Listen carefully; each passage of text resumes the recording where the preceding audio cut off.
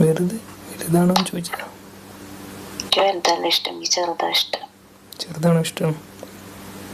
എല്ലാവർക്കും നമസ്കാരം. കഴപ്പ് is equal to അവിഹിതം എന്നാണ് ഞാൻ ഒരു കോൺസെപ്റ്റ് എഴുതി വെച്ചിട്ടുള്ളത്. അവിഹിതത്തിൽ പോകുന്നത് തെറ്റാണോ എന്ന് ചോദിച്ചു കഴിഞ്ഞാൽ ചില അവിഹിതങ്ങളുണ്ട്, തന്തയില്ലാത്ത അവിഹിതങ്ങൾ. എന്നാൽ വേറെ ചിലതുണ്ട്, ഭർത്താവിന്റെ ക്രൂരപീഡനങ്ങളും കാര്യങ്ങളും ഒന്നും സഹിക്കാൻ വയ്യാണ്ട് ഗതികെട്ട് അപ്പുറത്തുനിന്ന് പോയി കുറച്ച് സ്നേഹം വാങ്ങുന്ന കേസുകളൊക്കെ ഉണ്ട്. അങ്ങനത്തതും ഉണ്ട്. അങ്ങനെ നമുക്ക് കുറച്ചധികം അവിഹിതങ്ങൾ പല സ്റ്റെപ്പിൽ പല സൈസിലൊക്കെ നമ്മൾ കണ്ടിട്ടുണ്ട്, കേട്ടിട്ടുണ്ട്. ഇനി ഒരു അവിഹിതം ഞാനിവിടെ പറയാം. സാമൂഹിക പ്രവർത്തകയും BJP പ്രവർത്തകയുമായിട്ടുള്ള മിനി നമ്പ്യാർ എന്ന് പറയുന്ന ഒരു നമ്പ്യാർ കുട്ടിയുടെ ഒരു അവിഹിതമാണ് നമ്മൾ ഇന്നിവിടെ സംസാരിക്കാൻ പോകുന്നത്. അവിഹിതം കാരണം സ്വന്തം ഭർത്താവായ രാധാകൃഷ്ണനെ വെടിവെച്ചു എന്ന് ഇതാണ് ചെയ്തിട്ടുള്ളത്. സന്തോഷ് എന്നാണ് മിനിമോൾ എന്ന അവിഹിത റാണിയുടെ റാണനായിട്ടുള്ള സന്തോഷ് കുമാറാണ് അവിഹിത വീരൻ. ഇതെല്ലാം കൂടി ചേർന്ന് കൂട്ടിക്കഴിഞ്ഞതാണ് ഈ ഒരു വിഷയം. നല്ല ഒന്നാം തരം തന്തയില്ലാത്ത പരിപാടിയാണ് ചെയ്തിട്ടുള്ളത്. എടി, നിനക്ക് നിന്റെ കഴപ്പിനും അവന്റെ കഴപ്പിനും കൂടി എന്തെങ്കിലും ചെയ്ത് കൂട്ടണമെങ്കിൽ ചെയ്തങ്ങ് കൂട്ടിയാൽ പോരെ. ആ പാവത്തിന് എന്തിനു വെടിവെച്ചു കൊല്ലാൻ പോയത്? നിനക്കൊക്കെ അതിനേക്കാളും അവിഹിതം മൂത്തപ്പം രണ്ടും കൂടി അങ്ങ് സ്വയം തീർന്നാലും മതിയാണ്. ഇതിനേക്കാളും നല്ലത്. എന്തിനാണ് ആ പാവത്തിനെ തീർക്കാൻ പോയത്? നിന്റെയൊക്കെ കുന്തളപ്പിനും കുത്തിക്കഴിപ്പിനും വേണ്ടി നിന്റെ അടുത്തൊക്കെ എന്ത് തെറ്റ് ചെയ്ത്? നിനക്ക് വേണ്ടി ഒരു വീട് സ്വന്തമായിട്ട് വെച്ച് കാര്യങ്ങളൊക്കെ നോക്കി വീട്ടുകാര്യങ്ങളൊക്കെ നോക്കി ജീവിക്കുന്ന ഒരു സാധാരണക്കാരനായ ഓട്ടോ ഡ്രൈവറായ ഒരു ഭർത്താവായി മാറിയതാണോ നിന്റെ പ്രശ്നം? നിനക്ക് എന്തിന്റെ കുന്തളിപ്പ്? തിന്നിട്ട് എല്ലിന്റെ ഇടയിൽ കയറിയതാണോ? പ്രായത്തിൽ അങ്ങേര് കുറച്ച് മൂപ്പുണ്ടെന്നല്ലാണ്ട് നിനക്ക് പറ്റൂലായിരുന്നു. നീ എന്തിനു കെട്ടാൻ പോയത്?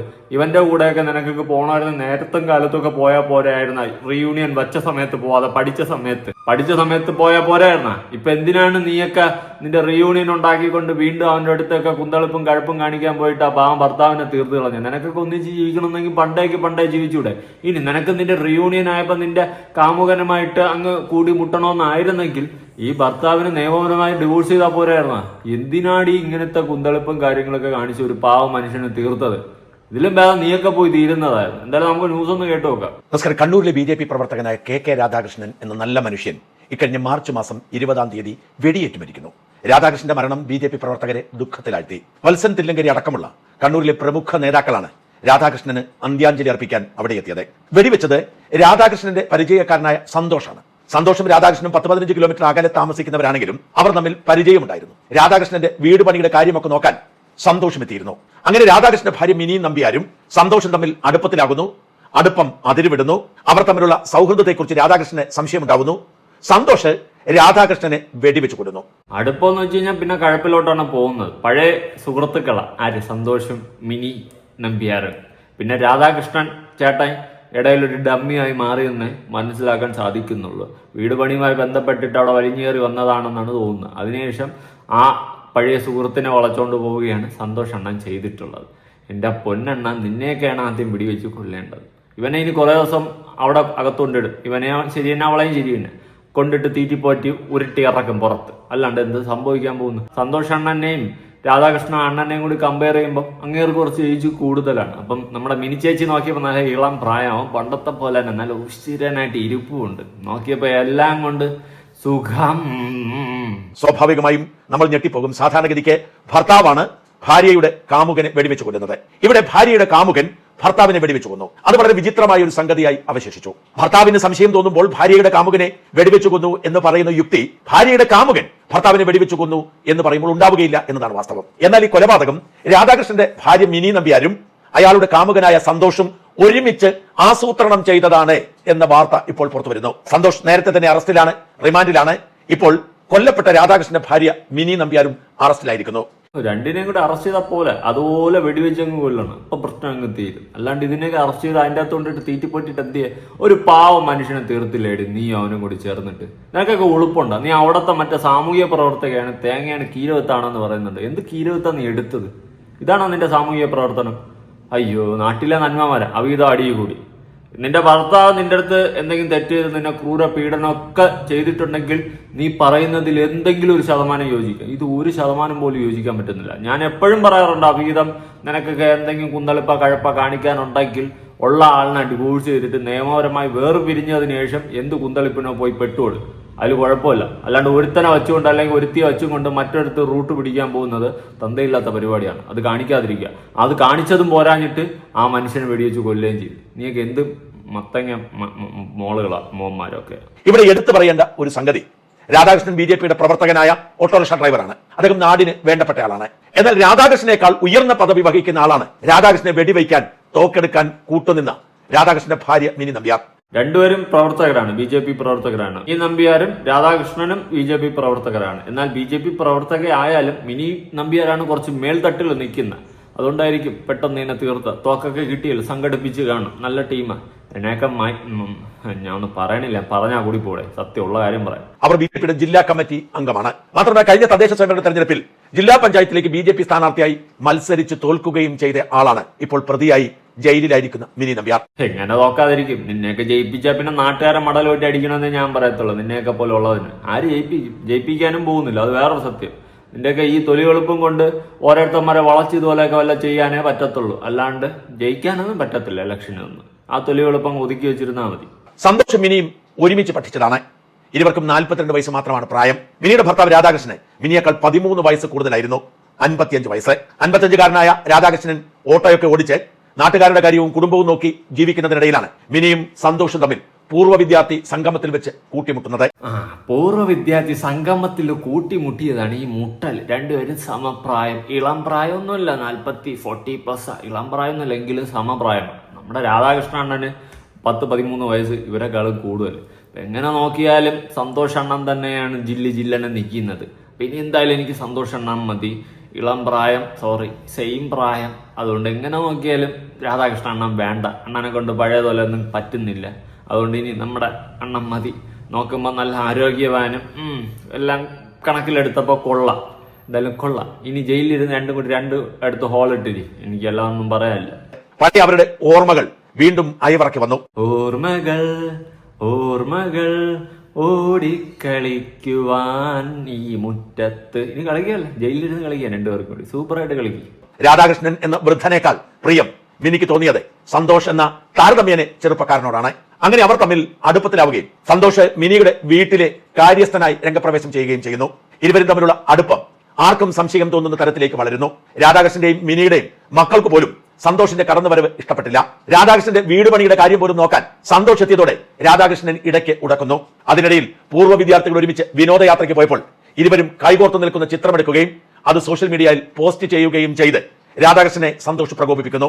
മിനിയെ തന്റെ പെണ്ണായി പ്രഖ്യാപിച്ചുകൊണ്ട് രാധാകൃഷ്ണൻ എന്ന ഭർത്താവിനെ ഒഴിവാക്കി സ്വന്തമാക്കാൻ സന്തോഷ് തീരുമാനമെടുക്കുകയാണ്. വിനോദയാത്രയൊക്കെ പോയപ്പോ പിന്നെ തീരുമാനിച്ചു, നീ തന്നെടി എന്റെ പെണ്ണ്. അതെന്താടെ ഒരു യാത്ര പോയപ്പോ തന്നെ തീരുമാനിക്കാനുണ്ടായ ഒരു റീസൺ, ഇനി നീ തന്നെടി എന്റെ പെണ്ണ്. എന്തുപാടാ അതിന് മാത്രം. ഇവർ തമ്മിലുള്ള സൗഹൃദം അതിരുവിടുന്നതിന്റെ ചിത്രങ്ങൾ പോലും പുറത്തു വന്നു. മിനിയുടെ മടിയിൽ തലവെച്ച് കിടക്കുന്ന സന്തോഷിന്റെ ദൃശ്യം പോലും രാധാകൃഷ്ണനെ പ്രകോപിപ്പിച്ചു. എന്നിട്ടും തന്റെ ഭാര്യയുടെ കാമുകനെ കൊല്ലാനല്ല രാധാകൃഷ്ണൻ തീരുമാനിച്ചത്, പരിയാരം പോലീസ് സ്റ്റേഷനിൽ പോയി പരാതിപ്പെടാനാണ്. പോലീസ് കേസ് അന്വേഷിച്ചു. ഒടുവിൽ സന്തോഷിനെ താക്കീത് കൊടുത്ത് വിട്ടയച്ചു. ഈ രാധാകൃഷ്ണൻ എന്ന് പറയുന്ന വ്യക്തി വളരെ ഒരു സാധുവായിട്ടാണ് എനിക്ക് തോന്നിയിട്ടുള്ളത്. അതിന്റെ റീസൺ, ഭാര്യയ്ക്ക് അവിഹിതമുണ്ടെന്ന് അറിഞ്ഞിട്ട് അവനെ തീർക്കാനോ അവനെ അടിക്കാനോ ഒന്നും ശ്രമിച്ചില്ല. പകരം അങ്ങനെ നിയമത്തിന്റെ വശത്തൂടെയാണ് നീങ്ങാൻ ശ്രമിച്ചിട്ടുള്ളത്. കേസ് കൊടുത്ത് പോലീസുകാർ താക്കീതും കാര്യങ്ങളൊക്കെ കൊടുത്ത്, എന്നിട്ടും ആ നാര് നന്നായില്ല. ഇത് നാട്ടിൽ വേറൊരു സംസാരം പറയും, നിന്റെ കഴിവുകേട് കാരണമാണ് അവൾ വേറെ പോയെന്ന്. പക്ഷെ അതല്ല, അവളുടെ കഴപ്പ് കാരണമാണ് അവൾ വേറെ പോയെന്ന് ഞാൻ പറയത്തുള്ളൂ. അല്ലാണ്ട് ഇങ്ങനത്തെ കഴിവുകേടായിട്ട് ഞാൻ ഒരിക്കലും പറയത്തില്ല. നീയൊക്കെ എന്തെങ്കിലും കഴപ്പ് കാണിച്ചതിന് എന്തിനാണ് ആ പാവത്തിനെ നീയൊക്കെ രണ്ടും കൂടി ചേർന്ന് തീർത്തത്? എനിക്ക് അതാണ് മനസ്സിലാവാത്തത്. അത് നല്ലൊരു സാധുവായ മനുഷ്യൻ ഭാര്യയുടെ അവിഹിതം കണ്ടപ്പോൾ അതിനെതിരെ ശക്തമായി പ്രതികരിക്കാൻ നിൽക്കാണ്ട് കേസ് കൊടുത്ത് നിയമപരമായിട്ട് നീങ്ങാൻ നോക്കിയില്ലേ? പാവം, അവിടെ തന്നെ എനിക്ക് മനസ്സിലാക്കാൻ ഒരു സാധുവാണെന്ന്. അത് തന്നെയാണ് ഇവളെ പോലെയുള്ളവളൊക്കെ മുതലാക്കുന്നത്. ഓരോന്ന് കെട്ടിക്കഴിഞ്ഞ് പിന്നെ വേറെ അവിഹിതം വലിക്കാൻ പോകുന്നതിനൊക്കെ മടൽ വെട്ടി അടിക്കണം. എന്റെയൊക്കെ ലൈഫിലാണെങ്കിൽ പിന്നെ ബാക്കി കൂടും കൊടുക്കാൻ ബാഗും പെട്ടിയൊക്കെ എടുത്ത് മക്കളങ്ങ് പൊക്കോ, ഇനി നമ്മൾ തമ്മിൽ ഒരു ബന്ധമില്ലേ. അല്ലാതെ ഞാൻ പോലീസിലും കേസ് കൊടുക്കാൻ പോകുന്നില്ല, ഒന്നുമില്ല. ഇതായിരിക്കും നമ്മുടെ ഒരു ട്രാക്ക്. പക്ഷെ മിനിക്കും താല്പര്യം രാധാകൃഷ്ണനെയും മക്കളെയും ഉപേക്ഷിച്ച് സന്തോഷിനൊപ്പം കൂടാനായിരുന്നു. സന്തോഷിന്റെ ഒപ്പം കൂടിയാലല്ലേ സന്തോഷം കിട്ടത്തുള്ളൂ. അതുകൊണ്ടാണ് മിനി ചേച്ചിക്ക് അങ്ങനത്തെ ഒരു ആഗ്രഹങ്ങളൊക്കെ. സ്വാഭാവികം, കുറച്ചു ദിവസം കഴിയുമ്പോൾ അതൊക്കെ അങ്ങ് നിൽക്കും. ഏത് കഴപ്പ്, അപ്പൊ തിരിച്ചു വരുമായിരുന്നു. അതിനു മുമ്പേ തീർത്തു. അങ്ങനെയാണ് അവർ തമ്മിൽ ഗൂഢാലോചന നടത്തി രാധാകൃഷ്ണനെ കൊല്ലാൻ തീരുമാനിക്കുന്നത്. കൊല്ലുക എന്ന ഉദ്ദേശത്തോടുകൂടി ഒരു സുഹൃത്തിനോട് തോക്കും കരസ്ഥമാക്കി. ഇനി വെടിയേറ്റിട്ട് മരിച്ചില്ലെങ്കിൽ കുത്തിക്കൊല്ലാൻ ഒരു കത്തിയുമായി സന്തോഷ് 15 കിലോമീറ്റർ കടന്ന് രാധാകൃഷ്ണൻ പണി കഴിപ്പിച്ചുകൊണ്ടിരിക്കുന്ന വീട്ടിൽ വന്ന് ഒളിഞ്ഞിരിക്കുന്നു. വീട് പണിയുടെ ആവശ്യത്തിന് വേണ്ടി രാധാകൃഷ്ണൻ എത്തുമെന്ന് അറിഞ്ഞുകൊണ്ട് തന്നെയാണ് സന്തോഷ് തോക്കുമായി കാത്തിരുന്നത്. രാധാകൃഷ്ണൻ വീട്ടിലേക്ക് കയറിയപ്പോൾ സന്തോഷ് വെടിയുതിർത്തു. തൽക്ഷണം രാധാകൃഷ്ണൻ മരിക്കുന്നു. അതിനിടയിൽ രാധാകൃഷ്ണനെ കാത്ത് സന്തോഷ് ഏതാണ്ട് 2 മണിക്കൂർ പണി നടന്നുകൊണ്ടിരിക്കുന്ന വീട്ടിൽ നിന്നിരുന്നു. ഈ സമയത്ത് കയ്യിൽ കരുതിയിരുന്ന മദ്യക്കുപ്പിയിലെ പകുതിയോളം മദ്യവും ഉപയോഗിച്ചു. കൊലപാതകം നടത്തിയതിനു ശേഷം മരണമുറപ്പിച്ച സന്തോഷ് ബാക്കി മദ്യക്കുപ്പിയുമായി നേരെ പോയത് വണ്ണാത്തിപ്പുഴയിലേക്കാണ്. വണ്ണാത്തിപ്പുഴയുടെ തീരത്തിരിക്കുന്നതിനിടയിലാണ് ഓർക്കുന്നത് മൊബൈൽ ഫോൺ എടുക്കാൻ മറന്നുപോയല്ലോ എന്ന്. അങ്ങനെ മൊബൈൽ ഫോൺ എടുക്കാൻ തിരിച്ചു വീട്ടിലെത്തിയപ്പോഴേക്കും പോലീസ് അവിടെ എത്തിയിരുന്നു. അങ്ങനെയാണ് സന്തോഷ് പിടിയിലാവുന്നത്.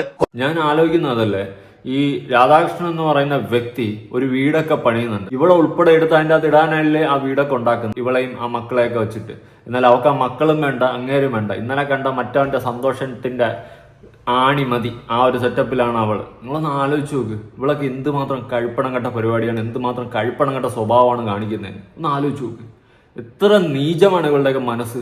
ഇവളെയൊക്കെ എടുത്തിരുത്താൻ വേണ്ടിയിട്ടാണ് അങ്ങേര് കഷ്ടപ്പെട്ട് ഒരു വീട് വെച്ചത്, വീടുണ്ടാക്കുന്നത്.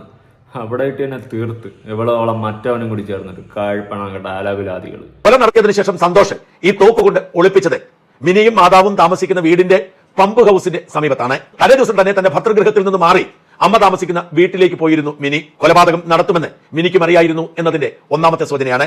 രണ്ടാമത്, കൊല നടത്തിയതിനു ശേഷം മിനി അന്ന് താമസിച്ചിരുന്ന മിനിയുടെ അമ്മയുടെ വീടിന്റെ പരിസരത്ത് തോക്കുകൊണ്ട് മറച്ചു വയ്ക്കാൻ എത്തിയപ്പോൾ ഇവർ തമ്മിൽ കണ്ടു സംസാരിച്ചു എന്നാണ് പോലീസ് സംശയിക്കുന്നത്. എന്നാൽ ഒരു മാസം നീണ്ട നിരീക്ഷണത്തിനൊടുവിൽ രാധാകൃഷ്ണനെ കൊന്ന സന്തോഷിനെ നിരന്തരം ചോദ്യം ചെയ്ത് ലഭിച്ച മൊഴിക്കൊടുവിൽ മിനിക്ക് ഈ ഗൂഢാലോചനയിൽ പങ്കുണ്ട് എന്ന് ബോധ്യമായി പോലീസ് അറസ്റ്റ് ചെയ്തു, കോടതിയിൽ ഹാജരാക്കി റിമാൻഡ് ചെയ്തു. അതെ, ഒരു പൂർവ്വ വിദ്യാർത്ഥി സംഗമം 3 പേരുടെ ജീവിതം ഇല്ലാതാക്കിയിരിക്കുന്നു. ഭർത്താവിന്റെ ജീവൻ നഷ്ടപ്പെട്ടപ്പോൾ ഭാര്യയും കാമുകനും ജയിലിലായി. 2 കുടുംബത്തിന്റെയും മക്കൾ അനാഥരുമായി. സ്മാർട്ട് ഫോണുകളുടെ യുഗത്തിൽ പൂർവ്വ വിദ്യാർത്ഥി സംഗമങ്ങൾ ചൂടുപിടിക്കുമ്പോൾ ഇപ്പോൾ തുടർച്ചയായി സംഭവിച്ചുകൊണ്ടിരിക്കുന്ന മഹാദുരന്തത്തിന്റെ രക്തസാക്ഷികളാണ് ഇവരെല്ലാവരും. മിനി നമ്പ്യാർ എന്ന BJP നേതാവ് തന്റെ BJP പ്രവർത്തകനായ ഭർത്താവിന്റെ കൊലയ്ക്ക് കൂട്ടുനിന്നത് പൂർവ്വ വിദ്യാർത്ഥി സംഗമത്തിൽ കണ്ടുമുട്ടിയ പഴയ കാമുകനെ സ്വന്തമാക്കാനായിരുന്നു എന്നത്. സംഗമത്തില് കണ്ടുമുട്ടി ഒരുമിച്ചിരുന്ന് സംഗമിച്ചു. അവസാനം ഭർത്താവിനെ വേണ്ട, നമ്മളെ സംഗമമാണ് സംഗമം, അവിടെയാണ് സന്തോഷമായിട്ടുള്ള എന്നും കൂടി ആയപ്പം കഴപ്പുകൾ കൂടി. പിന്നെ ഇങ്ങനെ പോയി. എന്തായാലും കൊള്ളാം. ഇങ്ങനെയൊക്കെ ആണെങ്കിൽ പെണ്ണ് കെട്ടാൻ പോലും മടിക്കുന്നുണ്ടേ. നാളെ നമ്മളെയും കെട്ടിയിട്ട് ഇട്ടിട്ട് പോകുന്ന ഒരു പേടി തീർച്ചയായിട്ടും ഉണ്ടാവും. അതുപോലെ എല്ലാ സ്ത്രീകൾക്കും ആ പേടി ഉണ്ടാവും. നമ്മളെ കെട്ടിയിട്ട് യുവമാരും ഇട്ടിട്ട് പോകുന്നുള്ളൊരു പേടി ഉണ്ടാവും, സ്വാഭാവികം. ആരെയും കുറ്റം പറയുന്നില്ല. എനിക്ക് ആ പേടിയുണ്ട്, ഉള്ളിലുണ്ട്. നമ്മളും കെട്ടിക്കഴിഞ്ഞാൽ ഇവളുമാർ ഇതുപോലെയൊക്കെ കാണിക്കുമോ, ആ ഒരു ഇത് വരും. കാരണം ഇതുപോലത്തെ ന്യൂസല്ലേ ഡെയിലി കാണുന്നത്. എന്ന് വെച്ചിട്ട് എല്ലാവരും ജനറലൈസ് ചെയ്ത് പറയുകയല്ല, എങ്കിലും നമ്മുടെ ഉള്ളിൽ എവിടെയെങ്കിലും ഒരു പേടി വരും. അതിന്റെ റീസൺ ഇതുപോലത്തെ ന്യൂസുകളൊക്കെ കാണുന്നതാണ്.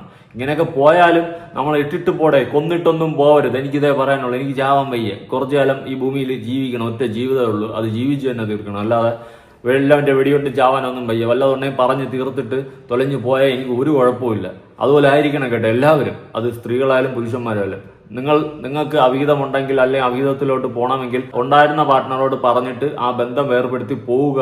വളരെ സന്തോഷമായിട്ട് ആ പാർട്ട്ണറോ അത് അക്സെപ്റ്റ് ചെയ്യുക എന്നേ എനിക്ക് പറയാനുള്ളൂ. അല്ലാണ്ട് അങ്ങോട്ടും ഇങ്ങോട്ടും കൊല്ലാനും കൊല വിളിക്കാനൊന്നും നിൽക്കാതിരിക്കുക. എന്തിന് ജീവിതം തൊലയ്ക്കുന്ന, എന്തിന് ജീവിതം നശിപ്പിക്കുന്നു? അതുകൊണ്ട് പറഞ്ഞു പോയെന്നേ ഉള്ളൂ. എന്തായാലും നിങ്ങളുടെ അഭിപ്രായങ്ങളും കാര്യങ്ങളും ഉറപ്പായിട്ട് താഴെ കമന്റ് ചെയ്യുക. പുതിയൊരു വീഡിയോ ആയിട്ടാണ്. ബൈ.